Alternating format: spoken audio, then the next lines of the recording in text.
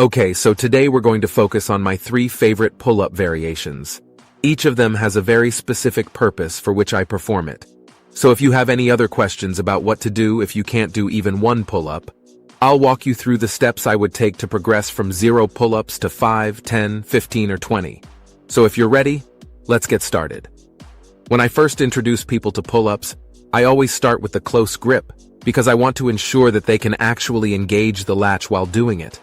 Ideally, we would start with the T-bar handle because it will automatically cause you to flare your elbows just enough to keep your biceps out of it and really engage those lats.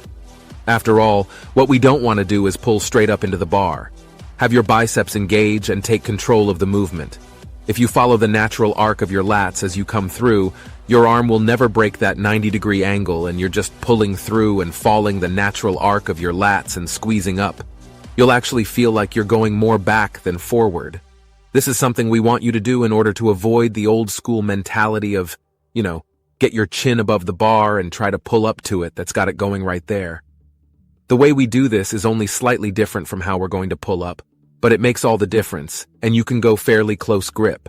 However, with this, we're trying to recruit as much of the back as possible, really pulling in all those muscles responsible for better posture.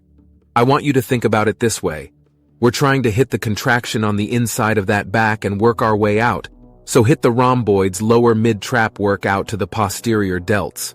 Or you can go nice and wide, which will pull more rear delts. But the modification here is that you'll pinch those elbows back. More shoulders come back and feel like you're pulling yourself a little bit forward on the way up. This will engage your upper back even more and make you feel like you're contracting from the inside out, as I mentioned before. The movement will be stopped by your mid-traps and rhomboids, not by how high you go. Rather, it will be the flexibility of those muscles that puts an end to the exercise. This last exercise is my favorite, but it is also the hardest, and nothing builds my lats more. You'll start with a right grip pull-up, and you'll actively try to keep your elbows in throughout. This will put your lats in a slack position. Machine-assisted pull-ups are nice, but if we're talking about going from 0 to even just a couple, this is not the way to do it because it doesn't involve all the supporting muscles, and in my opinion, it doesn't even really mimic a pull-up.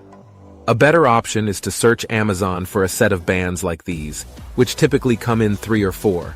And the nice thing about this is that typically with assisted pull-up machines, I see people get stuck on a certain weight, or that last little bit before they step off and actually do a regular pull-up is such a big jump that you never take the leap, so they end up stuck on the machine for years on end. But with these, it's nice because there are 4 to choose from.